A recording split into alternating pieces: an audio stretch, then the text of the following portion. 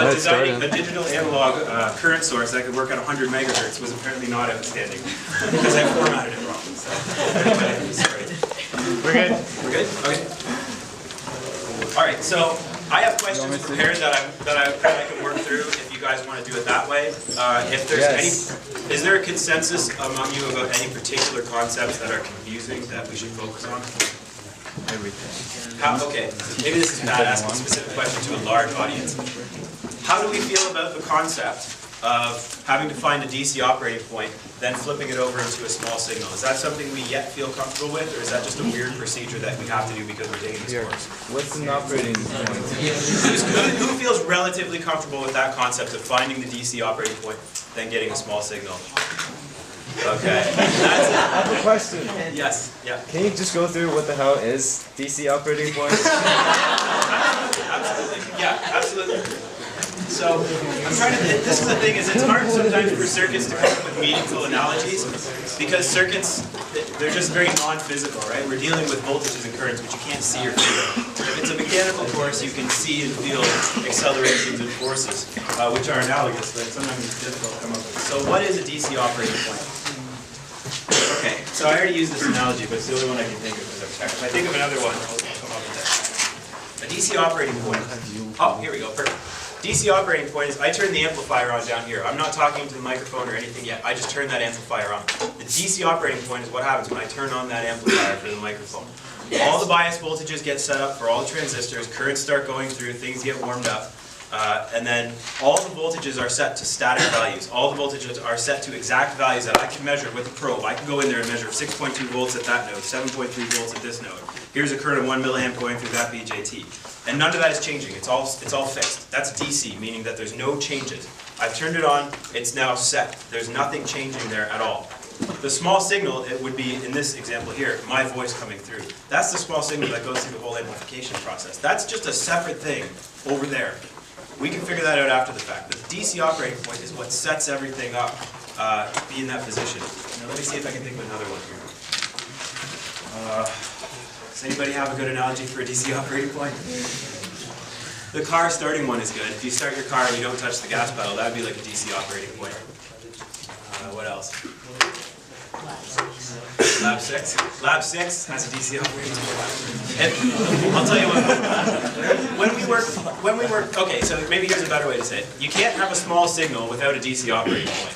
If I put a small signal into that amplifier, but the amplifier is off, nothing's going to happen to it, right? That signal's just, nothing's going to go through that amplifier. You need to have a DC operating point for your circuit in order for a small signal to get through, because that small signal is just riding on top of that DC voltage, right? So if I have 5 volts and I have a little small signal sitting on top of it, and I've set up my circuit properly, that small signal can get through and be amplified, be times -1, whatever I want. If I don't have that, if everything's 0 volts, that small signal has nowhere to go because nothing's on. Everything is off, right? So you think of your DC operating point as turning the circuit on, and now it's on, and I'm going to put my small signal sitting on top of that, and then we're going to use our analysis to figure out what happens to that small signal. I think that's the best I can pull, or the best I could do for a warm, fuzzy explanation of what a DC operating point is. Does that help? Yeah. Okay. All right. So there's, like I said, there's two ways of doing this here. There's the procedural way, which hopefully will help you get comfortable with the procedures tonight, and then there's the level of understanding, which I hope that I'm able to contribute something to that. It's really hard to do. So hopefully you guys are getting something out of this course that we can take with you. Okay, so do you want to just start working through examples of each one of these? Okay. So for the active filter one, let's work through the previous final exam. That's okay. Yeah, I have other questions. Like I have that 2-port network question. I have a MOSFET question that we rejected. If you're giving us the David's passes out. Yeah, you have this online with solutions. I thought it would be helpful to work through those. Is that disappointing? Well, if we had like another question, then we can work through that one later when we know what we're talking about. Okay. Do you want to make up a question? We're given No. It's the same one. Who wants to do the previous final? Okay. A lot of people want to do the previous final, so we'll do that. But we can talk about it, right? So I'll give a little preamble and then we'll talk about it. So I'm going to show you this sort of in general, and I want to talk to you about why you can't do a band reject filter using this. And I think you actually need that for the final. It's relevant to all that. So we learned two op-amp configurations, right? We learned in general. We learned this one here. So you have an input impedance, and you have a feedback impedance. And I appreciate that you guys were willing to come here tonight, so thank you very much. This makes me a little less nervous about DC operating point. So, if you remember back to op-amps, before we did anything filter-like, we know that here's V in, here's V out. We know that the gain of V out over V in is equal to negative ZF over ZY. Right, so when it comes to designing active filters, for the first three that I mentioned, for high pass, low pass, and band pass, we're able to just, all we're doing really is just plugging in R's and C's into each one of these. So we can plug in R's and C's into both of these, R's and C's, to get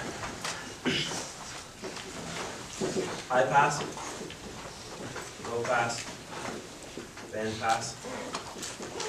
But here's why we can't get band reject filters. Yes? Oh, yeah. Stupid rejection. Oh, I'm on camera. Delete that. Delete the last part. Alright. So here's why you can't get a band reject filter, because I started, here's what I was going to do for the question. I'm like, I'm going to make them do an op-amp band reject filter. And I started to write, I'm like, wait, I remember you can't do this with just R's and C's. And that was why I think in class a while ago I said, well, no, you need to have an inductor here if you want to do that. And in fact, I think you can pull it off if you're able to have an inductor. But I started working on it and realized quite quickly that you can't actually do it. And I'll show you why. Remember, for a band reject, it looks like this. You got your low pass that allows that through, and your high pass that allows that through. Here's your low pass, high pass, and this gives you a band reject filter. The reason you can't do it with an op-amp like that is what we need to do is we need to say the low pass plus the high pass. This goes into a plus block or a summer, something like that. That's like a plus. And then you get your output here. The problem, these I guess are tied together. The problem is that there's no way to make a band reject filter by multiplying a low pass and high pass. If I multiply this low pass response and this high pass response, the response is zero, right? Because the high pass cancels out the low pass and the low pass cancels out the high pass. So you cannot do this with multiplying.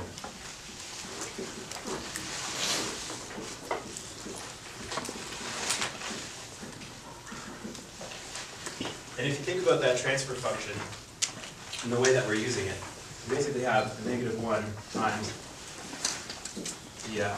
times 1 over pi. And so, for the case of a band pass filter, we can make one of these the low pass and one of these the high pass. I believe it's low pass and high pass. But it's fundamentally multiplied together the way that we have this. So there's no way to pull this off with one op-amp and just R's and C's in a first order kind of way. So that, because this configuration uses multiplication, so I'll just say uses multiplication. That's why we never actually talked about a single op-amp band reject filter. You can't really pull it off because it's multiplied, it's fundamentally multiplied. We need something that's added together. And that's why we had those three op-amps with them. One's a low pass, one's a high pass, and we add them together with a summing amplifier. That's why we actually have to break out the stages if we're going to do band reject, yes. Why can't we just use a summing amplifier with low pass and high pass filter? Like built into it? Yeah, as the inputs. You can, but then you have three op-amps. Why don't we just fill Oh, you're talking about a passive? Yeah. Well, then you need to have a buffer. Okay, so It gets more complicated. You need to have a buffer because the low pass loads the high pass and the high pass loads the low pass because they'd be connected as parallel. yeah. It doesn't work. You need to have a buffer in there, which is effectively another op-amp. Okay, so that's why we never actually talked about that. I don't know if that was jingling around the back of anybody's head or not. It was mine, so I thought we should talk about that. Okay, now let's work through this problem. So again, this is it's not like a lecture. It's meant to be entirely interactive. So if we're doing anything you guys don't get, if I make a mistake, well, I expect.